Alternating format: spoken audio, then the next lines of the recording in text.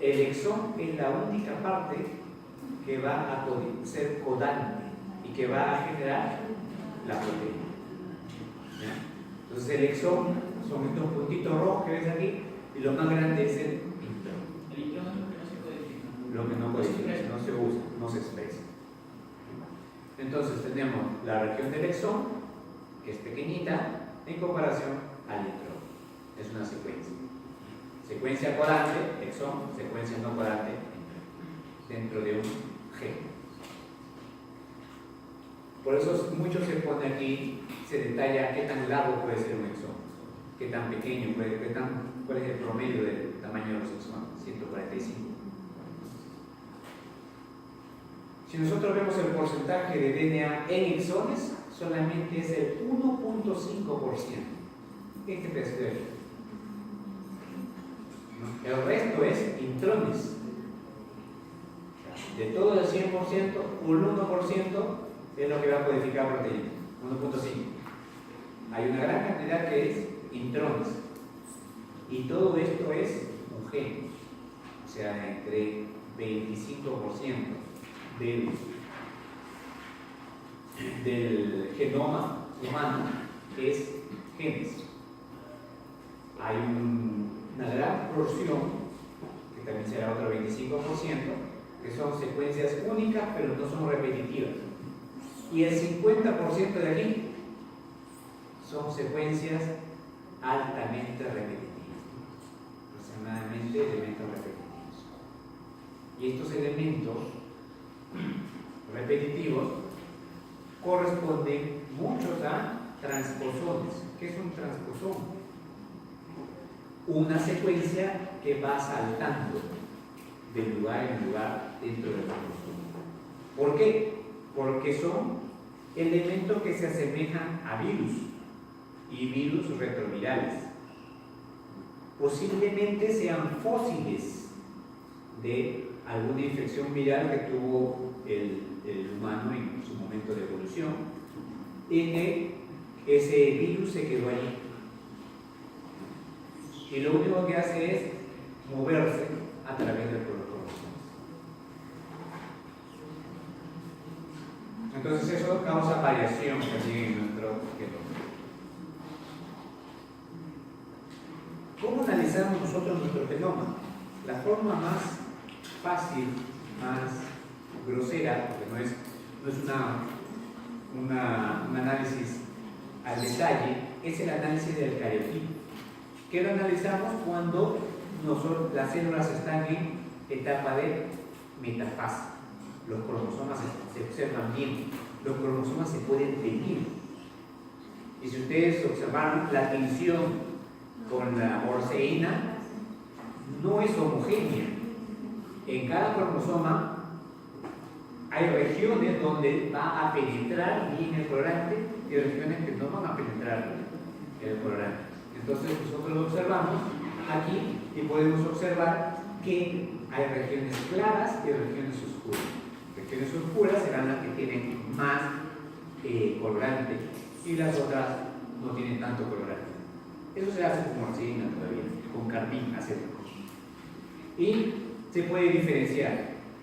Si tiene más colorante, obviamente porque permitió el ingreso de colorante. Y entonces esa es una región que está muy expuesta en el ADN. Y regiones que no están expuestas son las que no permiten tanto colorante. Entonces son las regiones que podrían ser heterocromáticas.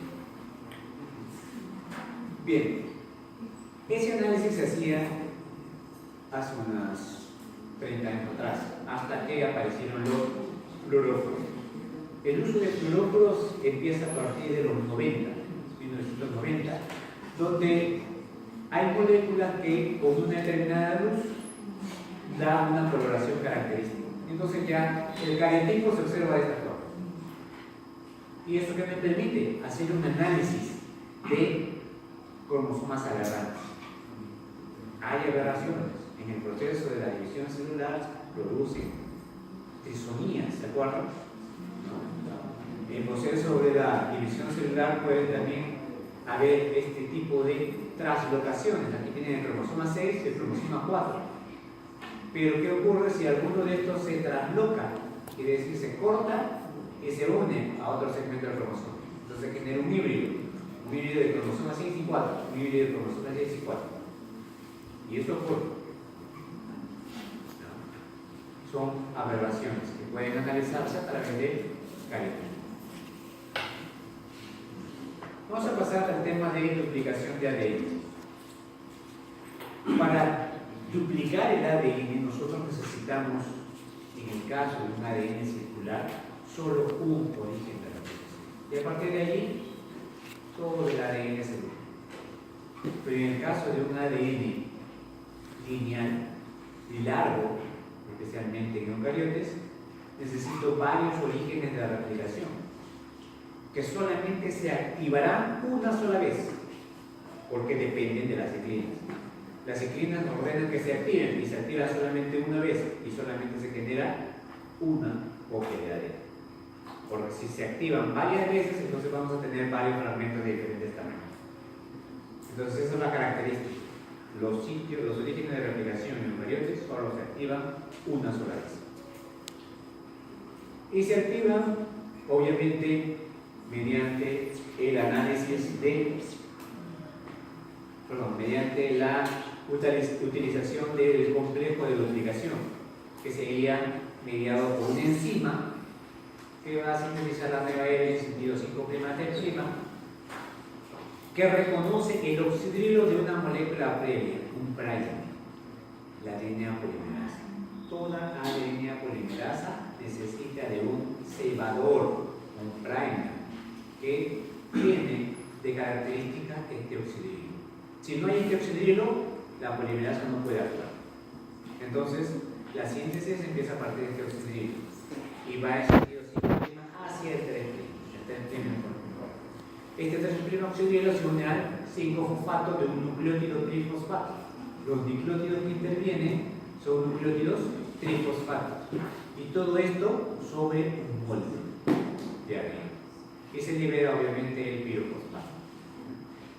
Se une y se adiciona por complementariedad y se libera el pirofosfato.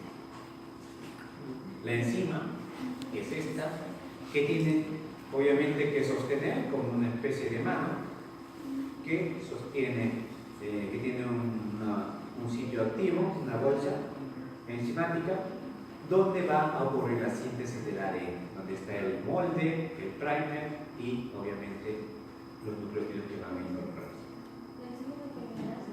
La enzima de la polimerasa, DNA polimerasa. Esta polimerización, como hemos visto, tenemos que colocar un nucleótido trifosfatado. Los grupos fosfatos tienen carga negativa. Obviamente necesitamos estabilizar esa carga negativa. ¿Con qué la estabilizamos? Con cargas positivas, que en este caso son los magnesios. Los iones magnesios son importantes, que también se estabilizan con los grupos aspartatos de esta bolsa enzimática de la enzima. Aquí hay un aminoácido aspartato, otro aspartato, el oxidrilo se une al magnesio que está estabilizando los fosfatos, ¿no? Sin esta estabilización no hay unión del fosfato y oxígeno.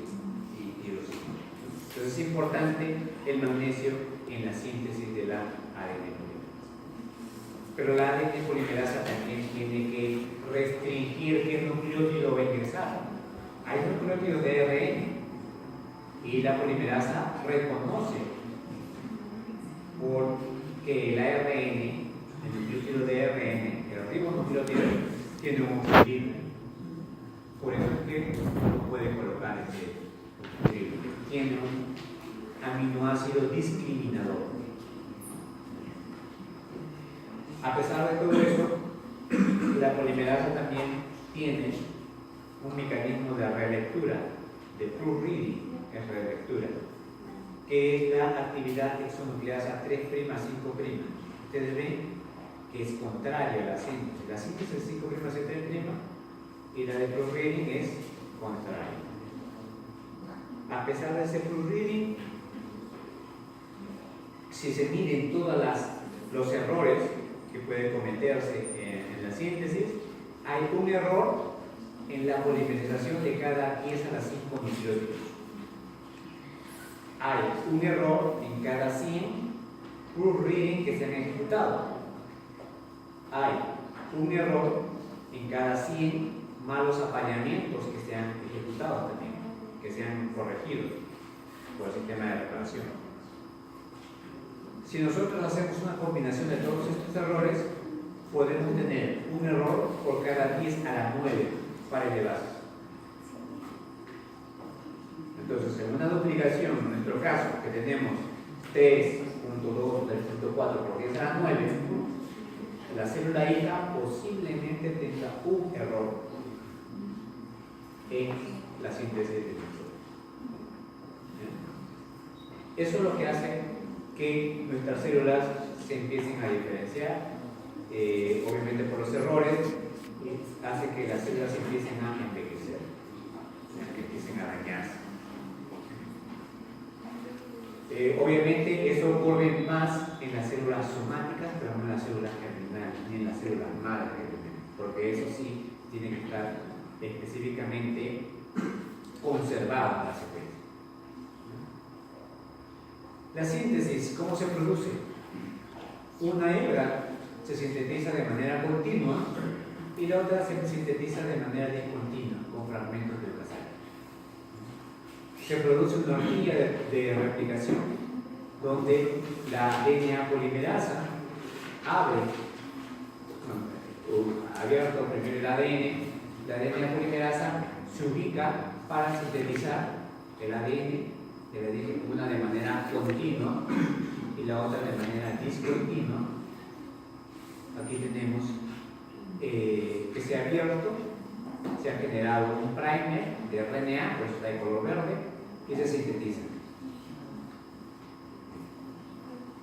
¿Qué ocurre? Se abrió más allá, se ha desplazado la horquilla, y ¿qué observo? Y aquí ya no hay más espacio para seguir copiando. Se sintetiza otro RNA y se empieza a seguir sintetizando. Entonces aquí hay otro segmento de Okazaki. Y en esta de acá, no es necesario. Continúa la enzima. Se vuelve a abrir, continúa normal, y esta se sintetiza de nuevo otro RNA y se empieza a sintetizar. Entonces aquí tenemos 1, 2, 3 segmentos de Okazaki para esta. Y para la otra, solamente es un segmento.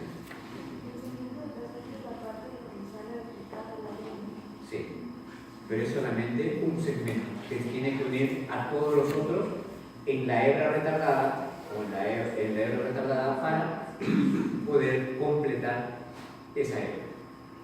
La otra no necesita de uniones. O sea, la replicación del DNA es bidireccional. Sí. Sí. O sea, una tiene un sentido y la otra va en otro. La continua es de 5 a 3. Sí. No, la otra también va de 5 a 3, pero como la hebra está volteada, no se puede sintetizar toda de manera continua, sino fragmentos. La diferencia también debe ser cuál es. La continua o la síntesis siempre va a ir, fíjate, 5' a 3'. El 5' empieza el verde. Acá también, lo que pasa es que esta llega acá y ya no hay más para sintetizar. Entonces tiene que abrirse. ¿Ves? Aquí. 5' hacia 3'. Terminará la síntesis y ahí se queda. Se vuelve a abrir más allá. Esta sigue en 5', 3' y continúa. Pero aquí tuvo que necesitarse una síntesis de un primer para volver a generar esto. Pero sigue siendo la misma dirección. 5' a 3'. 5' a 3'. Acuérdense, las hebras en el ADN están antiparalelas. Solo una se puede sintetizar de manera continua y la otra por partes, por parches. ¿Eso puede generar ¿cómo se llama? ¿Errores? Sí, pero ya hemos visto que hay mecanismos de reparación, ¿no? Y que los errores se pueden solucionar,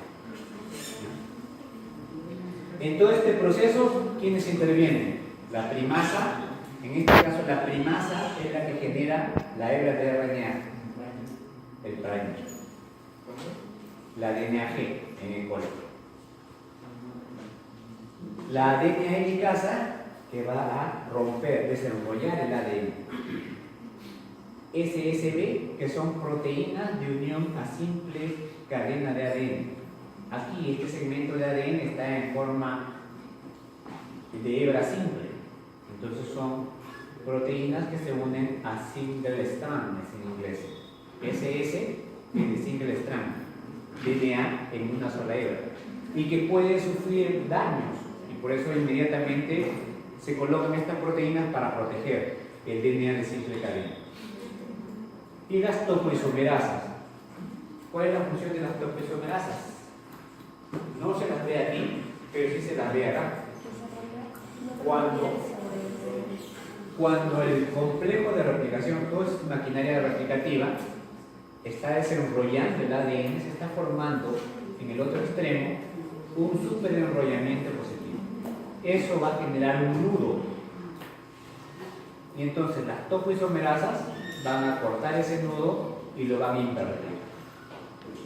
Giran hacia el otro lado para que haya un superenrollamiento negativo y esto aquí ya pueda seguir abriendo. O sea, por un lado está el desenrollamiento positivo y por el otro negativo, ¿o al revés? Lo que pasa es que siempre se va a enrollar. Si tuviéramos aquí una trenza, no sé si alguien tiene una trenza, para abrirlo, van a ver que en ese lado se forma un superenrollamiento, se sobreenrolla. Ese es el sobreenrollamiento positivo. Y entonces, ¿qué tenemos que hacer? Cortar y volver a enrollarlo de otra forma, en el otro sentido.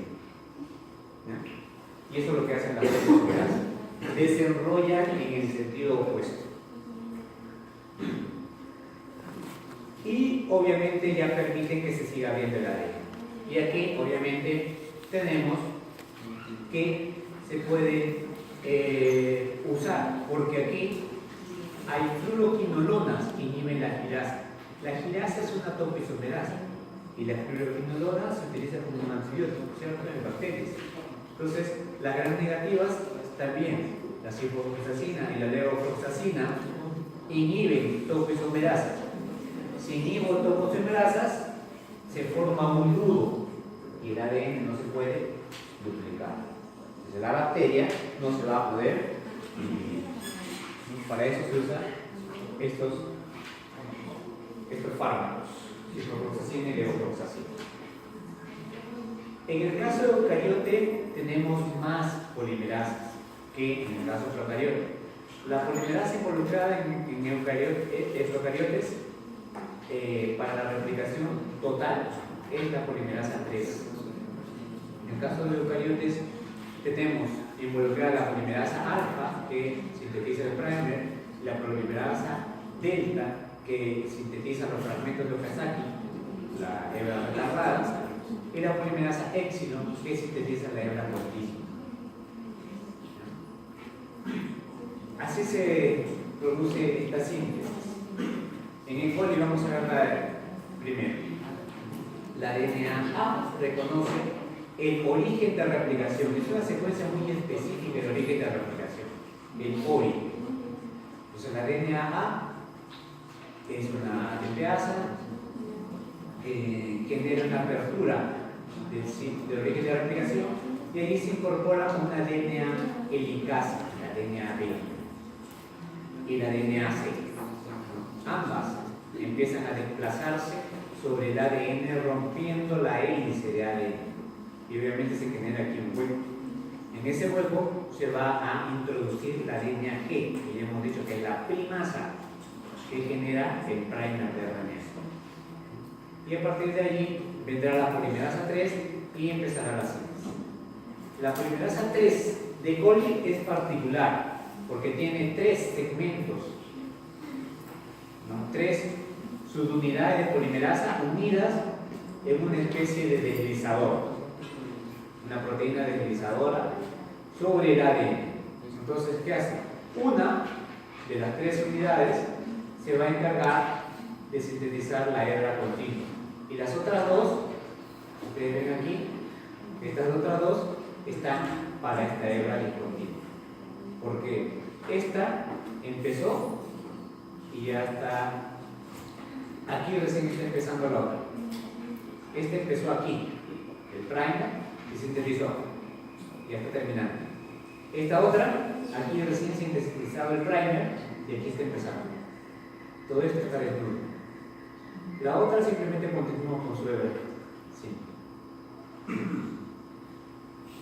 Aquí es donde están las SSB que están protegiendo el DNA desnudo.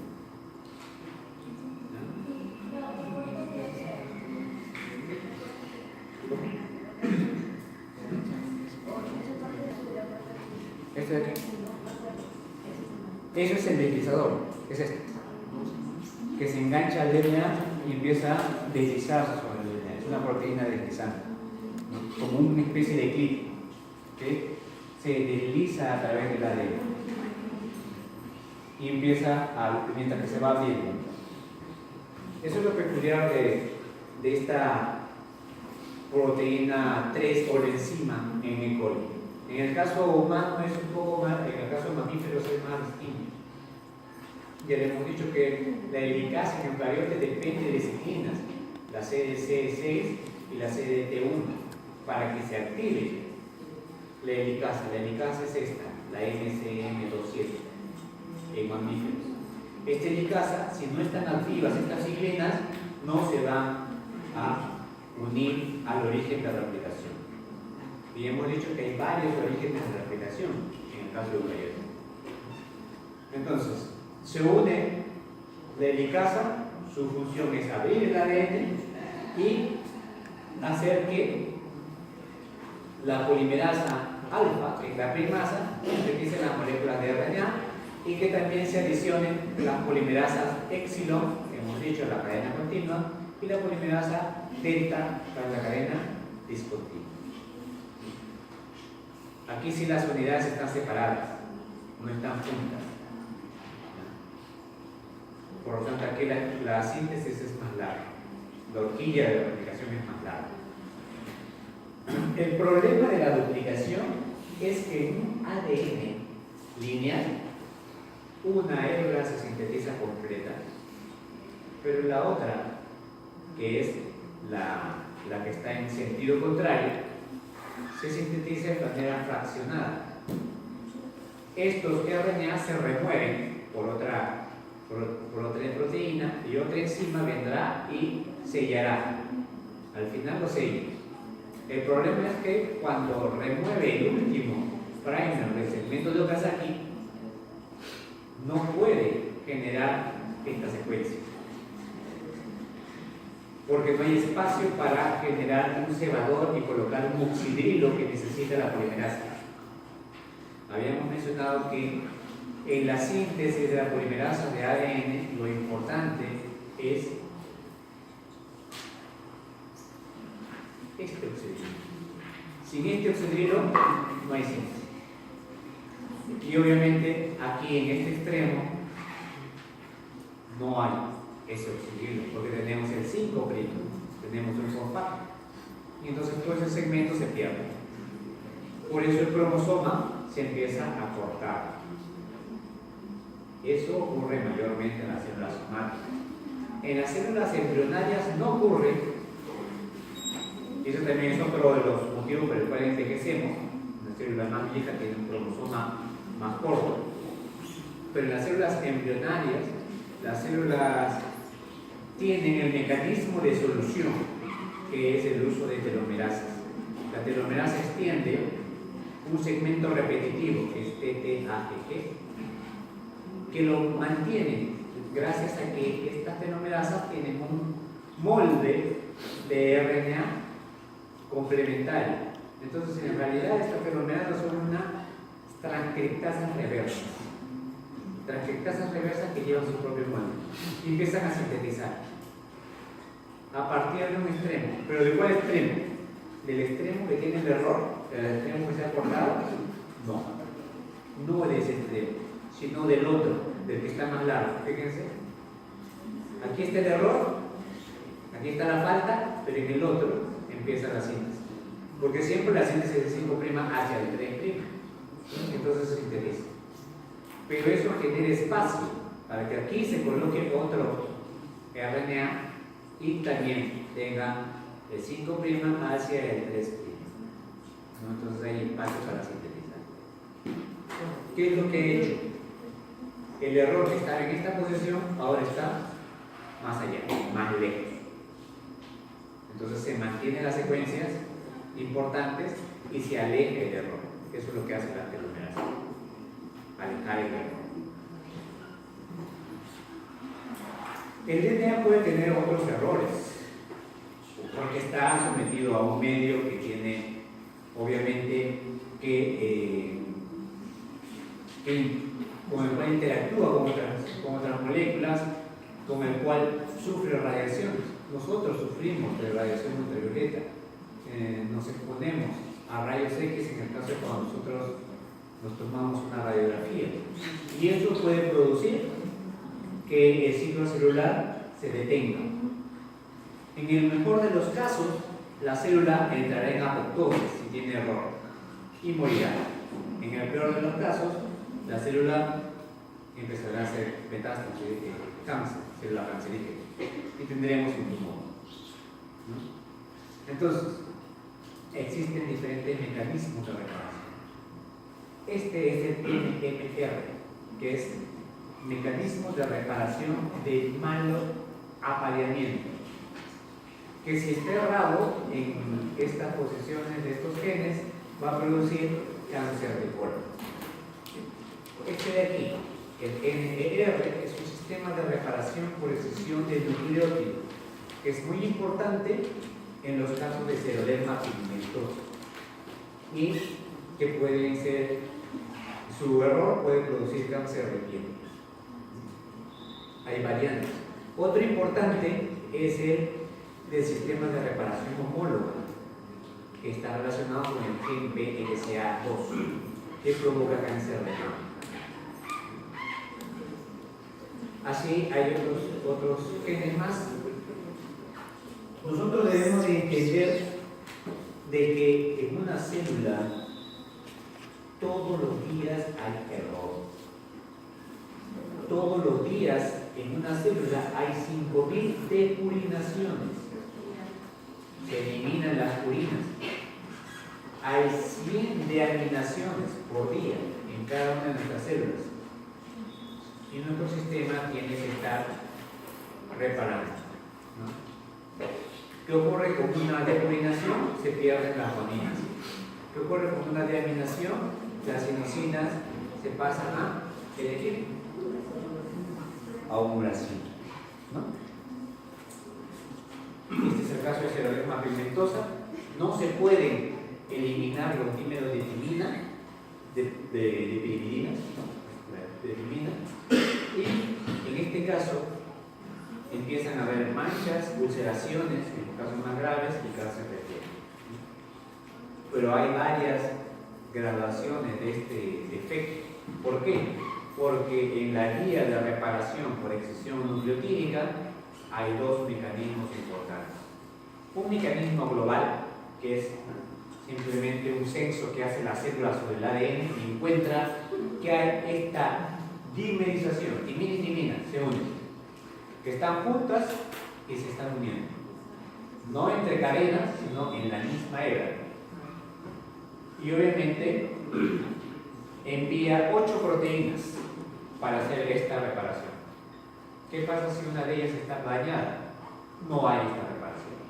Y por eso hay un tipo de xeroderma pigmentosa, por cada error de cualquiera de estas proteínas. Si hay 8 proteínas, hay 8 posibles casos de xeroderma pigmentosa. En el mejor de los casos. Estas personas no pueden estar en luz ultravioleta, exponerse a luz ultravioleta por menos de 30 minutos. O sea, no pueden salir a la raya.